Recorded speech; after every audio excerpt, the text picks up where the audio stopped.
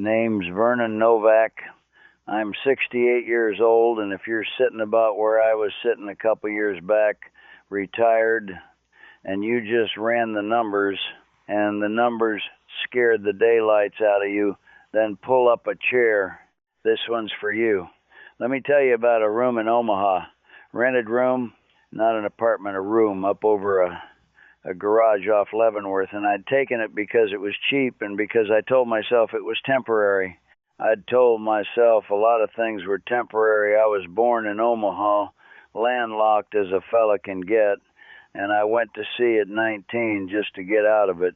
Ran engine rooms for 47 years, chief engineer most of the back half, tramp freighters, a lot of foreign flag work, the kind of berths where the money's decent and nobody's putting anything aside for you. You follow the work, you take the ship that's hiring. I saw about 60 countries doing it. I couldn't tell you what half of them looked like above the waterline, but I could draw you the engine room from memory. Here's the thing about that kind of work, and nobody tells you this at 19. All those years, all those companies, and I never vested a pension, not a real one. You bounce between outfits and flags, and none of them's got a plan that follows you. So when I finally hung it up at 66, I sat down at a little card table in that rented room with a legal pad. I've always done my thinking on a legal pad, and I wrote it all out. Social Security, about $1,900 a month. That was it. That was the whole picture. I had maybe $15,000 set aside, which sounds like something until you're 66 and it's supposed to last you the rest of your life. I sat there and I did the American math.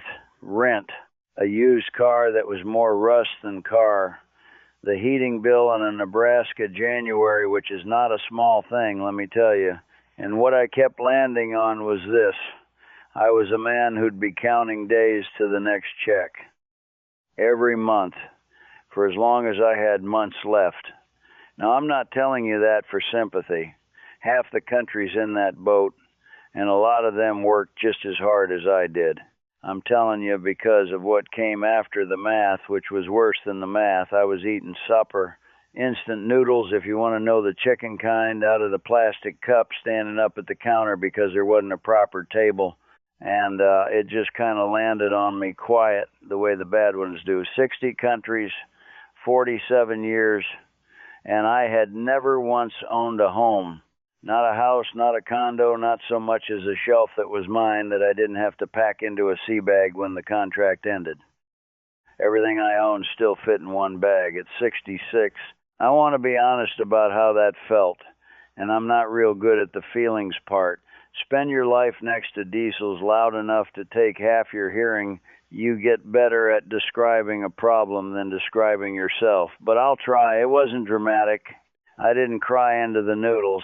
It was more like, you know how an engine sounds right before it throws a bearing? There's a note, a little wrongness under everything. And if you've got the ear, you hear it a long time before it lets go.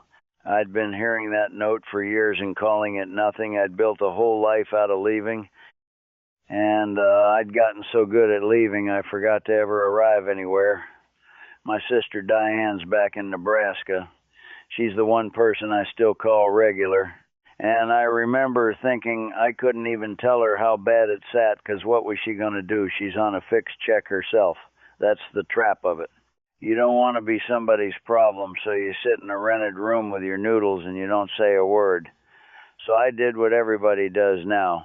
I couldn't sleep. I don't sleep much, never have. The watches ruined me for it, and I got out the phone at some godless hour and I started typing. Just typing the ugly true thing into the little box. Retire on Social Security only. Where can you actually live? I wasn't looking to move to the other side of the earth. I was looking for anybody to tell me it wasn't hopeless. And I'll tell you what I was expecting. I was expecting the same garbage everybody's seen some fella on a beach going on about living like a king on $500 a month, which is a lie, by the way, and we'll get to that, because if I ever hear $500 a month again, I'll put my boot through the screen. That's not real. Anybody who's actually done this will tell you that's not real. But somewhere down in that 3 a.m. hole, a word came up that I hadn't thought about in 30 years, a place up north in a country I'd only ever seen from the deck of a ship for about 2 days once, a long time ago, and something in me went still, not excited, still. Like when the sea flattens out at night and for a minute the whole engine just sounds right. I didn't know yet what it cost, or whether a broke old engineer could even get the paperwork, or that the hardest part wouldn't be the money at all. But I dog-eared the corner of that legal pad, and I want to tell you where that one still night took me. Because I'm sitting somewhere very different now, and it is not where I thought a man with my numbers was allowed to end up. The place was Chiang Rai, northern Thailand, way up top, near where the country runs into Myanmar and Laos. Now here's the part I've got to explain, because it's the whole reason it wasn't just noise to me. 30-some years back, I was on a ship that put in down at one of the Thai ports, and a couple of us had a few days while they sorted cargo, and somebody hired a van and we went up north. I don't remember whose idea it was. I remember T-hills, rows of it going up the slopes in the mist, and a river, and it being green in a way that Nebraska is never green, and cool at night, which I did not expect from Thailand. I was maybe 35. I filed it away the way you file away 100 ports and figured I'd never think of it again. And then there it was on the phone at 3 in the morning, and my chest did something, so I started reading. Really reading the way I'd read a machinery manual slow twice, looking for where they're lying to you. And most of the stuff about Thailand's about Bangkok or Phuket or Chiang Mai up north. Chiang Rai is the smaller one. It's the quieter cousin about 3 hours further up the road from Chiang Mai. Fewer foreigners, cheaper, slower. And I read that and thought, well, that's either exactly right for me or it's a mistake, and there's only one way to know. I'm going to be straight with you about the money, because the money's why you're here, same as it's why I was there. The cost of living stuff I was reading, I didn't believe it. You can't believe it coming from here. But the numbers kept saying that a single fella could live, not scrape, live in a place like Chiang Rai for somewhere around $1,100-$1,200 a month, all in. Rent, food, the lot. And I sat there with my $1,900 a month, and I did the subtraction about 4 times because I was sure I'd dropped a decimal. I want to be careful here because there's a lot of liars in this space. It is not $500 a month. Anybody tells you that, they're selling you something. A real, comfortable air conditioning when you need it, eat what you want life is more than that. But it wasn't $1,900 either. And the gap between what I had and what I'd need for the first time on any legal pad I'd ever kept, that gap was on the right side of the line. I didn't get excited. I've watched too many good ideas throw a rod on the second day. What I got was careful. See, an engineer doesn't fall in love with a machine from the brochure. You go down and you put your hands on it. You listen to it run. So I was not about to sell everything and fly one way to a country I'd seen for 2 days, 3 decades back on the strength of some website. That's how people lose everything. That's the guy in the comments going, I lost my shirt. No, thank you. I decided I'd go and look. A scouting trip. Buy a round-trip ticket. Go for a few weeks. Put my hands on the thing and my boots on the ground and price it out myself with my own eyeballs and my own legal pad. If it was a lie, I'd come home out the cost of a plane ticket and I'd have gotten some sun. If it was true, well, we'd cross that when we got to it. The plane ticket was the thing that made it real. About $900, one of the long ones with 2 stops. That's real money when you've got $15,000 to your name. I sat with the cursor over the button a good while. Then I called Diane. You're doing what? She said. Not a question. My sister's got a way of turning a question into a verdict. Gonna have a look, just a look. Vernon, you don't even like flying. I don't like flying to visit people. This is different. It's the other side of the earth. If something happens to you over there, and she stopped, because we both heard where that sentence was going, which was, who's gonna bury you? That's what she meant. Nobody. That's the answer. Same as it'd be in Omaha. Di, I said, I've been over the side of a ship in the Bay of Biscay in February. I think I can manage a bus in Thailand. She was quiet. Then she said the thing that actually stuck with me. She said, you've been running from something your whole life, and now you're going to run clear off the map. And I didn't argue, because she wasn't entirely wrong. But I thought sitting there in that garage room with my one sea bag of belongings, maybe there's a difference between running from and running to. I'd done 50 years of the first kind. I was 66. I figured I had one trip's worth of the second kind left in me if I was quick about it. I booked the ticket. I packed light, which for me isn't a decision. It's just how I own things. And into the side pocket of the bag, on top, I put a fresh legal pad and 2 pens, because if I was going to find out whether this was real, I was going to do it in columns. Rent here, food there. What's it actually cost to be a person in this place, and can a man like me afford to be one? Diane didn't come to the airport. We're not an airport family. She texted me when I landed, though. 3 words, well, alive? And I stood there in the heat coming off the jet bridge, and Lord, the heat, we'll get to the heat, and I typed back so far, and I went to find out. The heat hits you like the door of a boiler room. That's the first thing. You step out and the air's got weight to it, wet and thick, smells like grilled meat and something sweet and something green all at once, and your shirt's stuck to you before you find the taxi. I flew into Chiang Rai on the little plane up from Bangkok, and the fellow who ran the guest house I'd booked had a nephew who drove me in, and that was my first lesson. It's not taxis up there. Down in Bangkok, they've got the trains, the BTS, all that. Chiang Rai, you've got song thieves, these little pickup trucks with 2 benches in the back and a roof, and you flag one down and climb in with whoever's already in there. Blue ones, mostly up in Chiang Rai. Down in Chiang Mai, I'm told they're red. I didn't know any of that yet. I just knew a truck stopped. An old woman with a sack of lemongrass scooted over to make room, and I climbed in like I belonged, which I did not. That first night, I couldn't sleep. No surprise. I never can, and I walked. And I came around a corner, and there was this clock tower, gold, right in the middle of a roundabout. And while I'm standing there, it lights up. The whole thing changes colors, and there's a bit of music.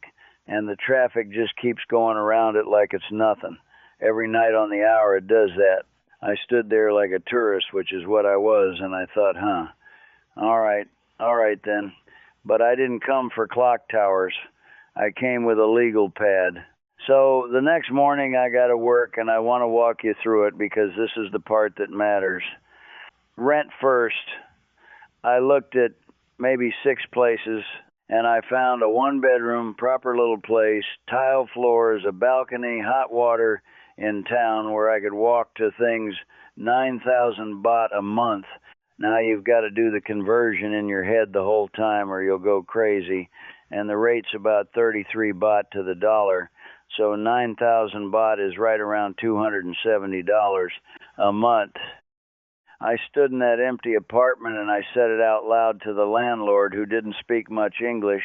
270. He didn't know what I was on about. I about laughed. Food was the one I really didn't trust. So I ate. For science, you understand. There's a dish up north called cow soy. It's a curry noodle soup, egg noodles, coconut in it, crispy noodles on top, a bit of lime and pickled something on the side, and I found a stall near the market where a woman made it in a pot the size of a wash basin. 40 baht. That's about $1.25. I sat on a plastic stool and ate the best bowl of anything I'd had in 10 years for $1.25, and I got out the pad and I started keeping count. Breakfast at the market, lunch off a cart, cook a bit myself from the fresh market where the vegetables cost about what a cup of coffee costs back home. I was running maybe 12,000 baht a month on food, all in, and eating better than I had in Omaha. 12,000 baht, $360 odd. I'm not going to bore you with every line, but I filled 2 pages. And here's the honest part, because I promised I'd give you the honest part along with the good. It was not all clock towers and dollar noodles. The tones about did me in. Thai's a tonal language, same word, 5 ways to say it, 5 different meanings. And I've got half a merchant marine's hearing left, which is to say not much. I'd say a word I'd practice and the person would just look at me. Not unkind, just lost. I said what I thought was thank you, Cap Kun Crap, about 40 times that first week, and I'd bet money I said something else entirely, half of them. And the English up there is thinner than the internet promises. In Chiang Mai and Bangkok, sure you get by. Chiang Rai is smaller. A lot of folks have got none, and why would they? It's their country. That was on me to fix, not them. And I got Farang priced once early. Farang's what they call us Westerners, foreigners. I bought a phone charger at a stall and paid probably double, and I knew it while I was doing it, and I paid it anyway because the man had a kid on his hip and it was $1. You learn where it matters and where it doesn't. It doesn't matter over a phone charger, it'd matter over rent. But every night I'd get back to the guest house and add up the day, and the number just kept coming out impossible. Impossible in the good direction. I kept waiting for the catch.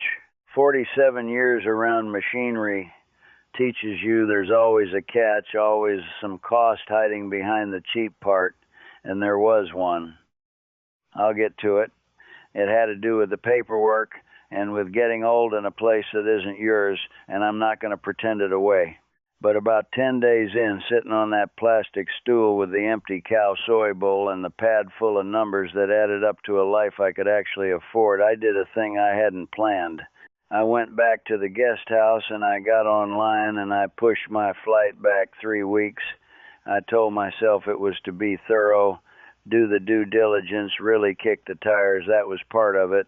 But if I'm honest, and we're being honest, part of it was I just wasn't ready to leave yet. And I hadn't felt that about a place in my entire life. So let me lay the whole budget out for you the way it finally settled, because a promise is a promise and you came for the real number. By the end of that stretched out trip, I had it down to something I trusted. Rent, 9,000 baht. Utilities and the air conditioning, and you run the air conditioning. Don't let anybody tell you that you tough it out. It's hot. Call it 2,500 baht. Food, 12,000. Getting around a couple thousand because I ended up buying a second-hand motorbike, which at my age is either freedom or foolishness and is probably both. Phone and internet, 1,000. A local hospital plan and the odd doctor visit, about 6,500. And then a cushion for the rest of it, the visa paperwork spread out over the year, a shirt, a haircut, putting some money in the bowl at the temple, a beer that they call Leo or Chang or Singha, depending on your mood, another 6,000 or so. Add all that up and it comes to about 39,000 baht a month. In real money, that's a hair under $1,200. Now, my Social Security is about $1,900 a month. I want you to sit with that subtraction the way I sat with it, on a plastic chair, on a rented balcony with the geckos going at it on the wall, 1,900 coming in, 1,200 going out. That's about $700 a month left over, and I'll be square with you. Once you take out the bit I still send toward keeping my Medicare going back home, it's more like $500 a month of true breathing room. $500 left over. Every month. I have never in my life had $500 a month left over, not once. Not in 47 years of the best paying berths I could catch. I always had a next expense, a next port, a next nothing. And here's a broke old engineer on a government check with a cushion, an honest-to-God cushion in a place with T-hills. I sat on that balcony and I didn't do anything dramatic. I just breathed for a while. That was the moment. If you want the moment, not the clock tower, the balcony and the subtraction and the geckos. But, and there's always a but, I told you there'd be a but, there was the paperwork, and this is the part that made me laugh in a dark way, because it was the exact title of my own sad story handed back to me by a government. To stay, a fella my age does what they call the in-country route. You come in and you convert over to the retirement extension from inside the country. And for folks over 60, it's the sensible way, because the other visa, the one you get from home, that one makes you carry a big insurance policy that gets expensive and hard to get at my age.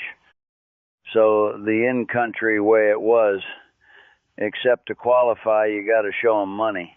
One way is a big lump in a Thai bank, 800,000 baht, which is around $24,000, and I about fell off the chair because I had 15. Didn't have it, not even close. The other way is monthly income, 65,000 baht a month coming in, which is about $1,970. And my Social Security, about 1,900, 63,000 baht once it lands. You hear that? I was short by a couple thousand baht a month, $60, $70. I did not make the cut on my own Social Security. The man who retired only on Social Security come all this way, and Social Security itself was a whisker light, if that isn't life all over. But there's a third way, thank God, and it's a combination. You put what savings you've got into a Thai bank, let it sit and season a couple months, and they count your income and your deposit together against the bar. So I took near enough all of my $15,000, moved it into a Thai account, let it sit like they wanted, and between that and my monthly check, I cleared it, just cleared it. And I'll tell you, filing the little book from the bank, the letters, the 90-day report you've got to do saying where you live, it wasn't fun.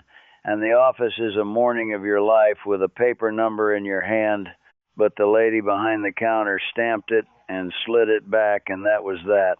I was legal to stay. I did have to go home briefly, not to Omaha for good, just to close the door proper. I gave up the garage room, which took about 20 minutes and one trip to the dumpster. That's how much of a life I'd built. And I want to tell you about the one thing I did not throw out. I've got a coffee mug, enamel, the old speckled kind, chipped on the rim.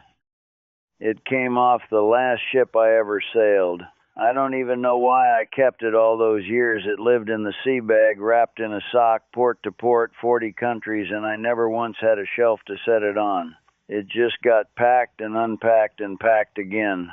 When I got back to Chiang Rai and I'd signed the lease and the little apartment was actually mine, first thing I unpacked, before the clothes even, I took that mug out of the sock and I put it on the shelf over the sink.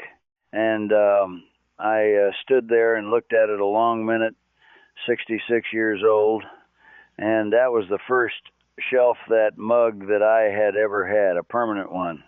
I made a coffee in it, sat on the balcony, and I stayed.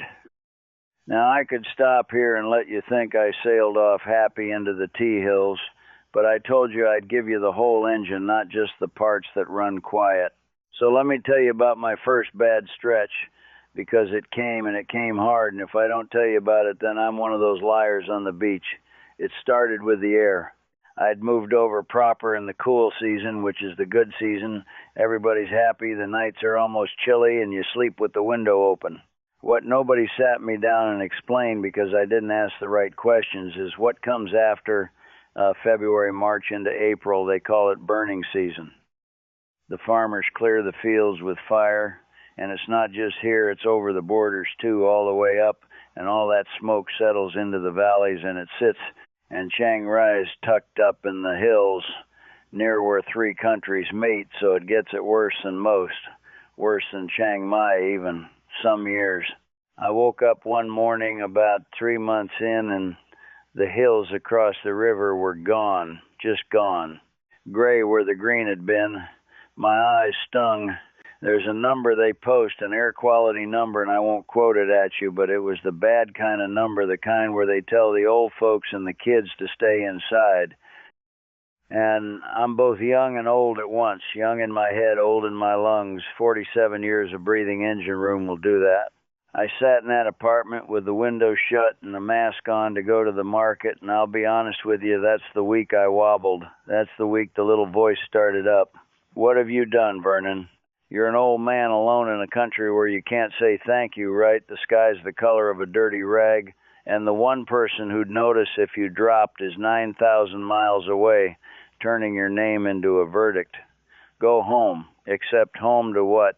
That was the answer that kept the little voice honest. Home to a rented garage room I didn't have anymore, and a heating bill and noodles standing up at the counter. At least here the misery came with a season, and the season ends. That's more than Nebraska ever promised me. And there was the money thing gnawing under it too, which I'll own up to because it still gnaws. Back home I'm on Medicare, like anybody my age, 68 now, but I was 66 then, been on it since 65 like everybody. Thing is, Medicare doesn't cover you over here. Not a dollar of it in Thailand. So I've got a choice, and I made the cautious one, and I'm still not sure it's the right one.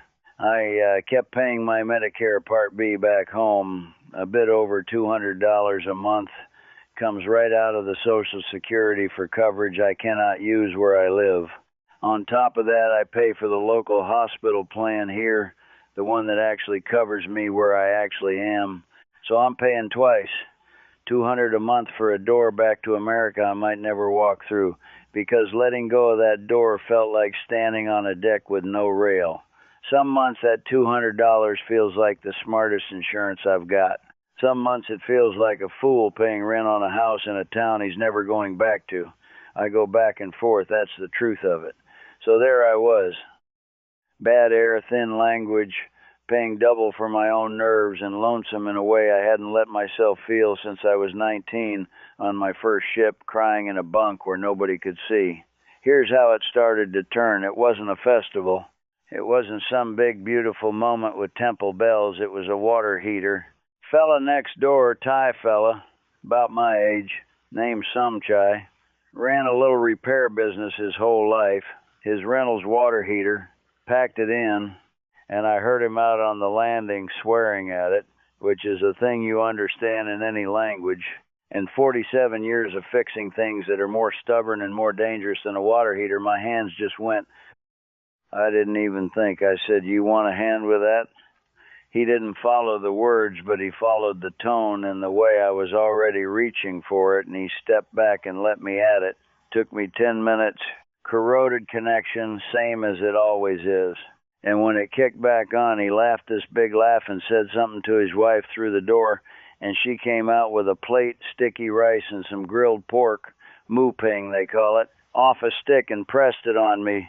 Wouldn't take no, and there's a thing they've got, Chiang Rai, this politeness where they'd sooner go without than make you uncomfortable. And I was learning that pushing food back on them is its own kind of rude.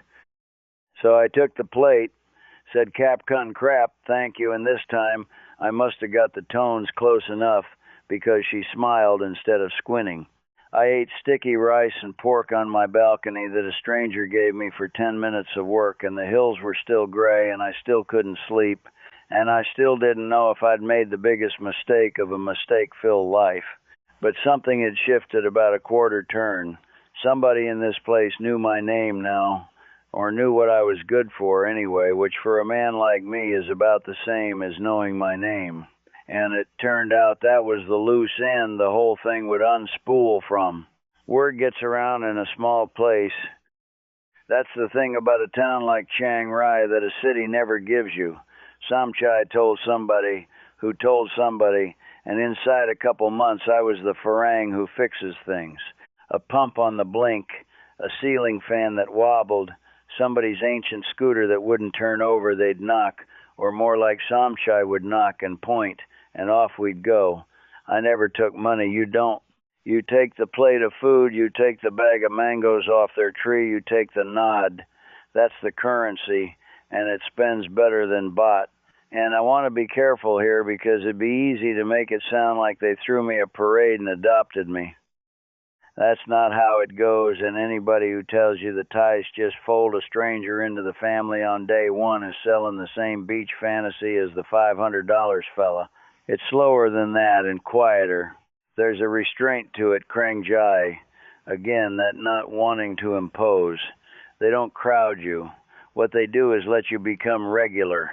And regular, it turns out, is the whole game when you're my age and you've been a stranger your whole life. I got regular.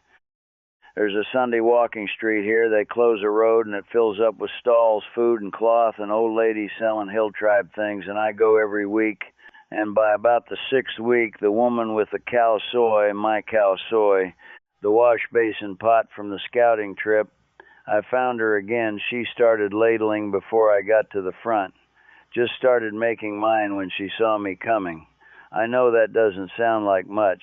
To a man who packed his life in a sea bag for 50 years, somebody starting your order before you ask it is about the closest thing to being known that I can think of. I started going up to the temple mornings too. Not because I got religion, I'm an engineer, I believe in tolerances and torque, but because there's something in watching the monks come out at dawn for the almsgiving, the orange of them, the quiet people kneeling with rice. I just sit off to the side. My Rai, they say, never mind, it's all right, let it go. 50 years, I could not let anything go. I'm learning, slow. Diane came around not all the way, she's my sister, all the way isn't in her. But the Sunday calls changed. They used to be her checking I wasn't dead.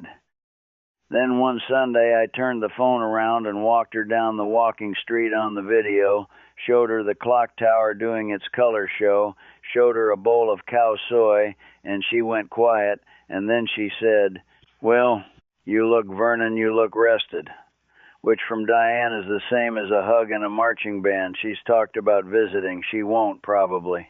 But she asks about Samchai by name now. She asks how the mango tree's doing. That's her coming around. Now let me tell you about the doctor, because that's the question everybody your age and mine is really asking underneath all the rest of it.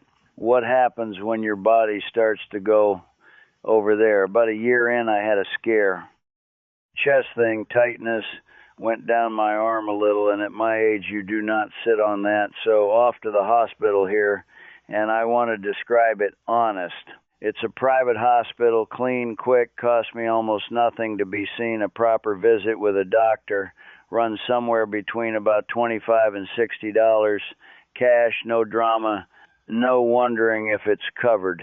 They ran the tests. Turned out to be nothing that'd kill me that day. Muscular, a bit of blood pressure, an old man who'd been hauling a neighbor's washing machine he had no business hauling, but they treated me like it mattered. Here's the honest edge on the healthcare, though, because there's an edge and you should know it. Routine stuff, everyday stuff, it's cheaper and frankly kinder than anything I ever got back home.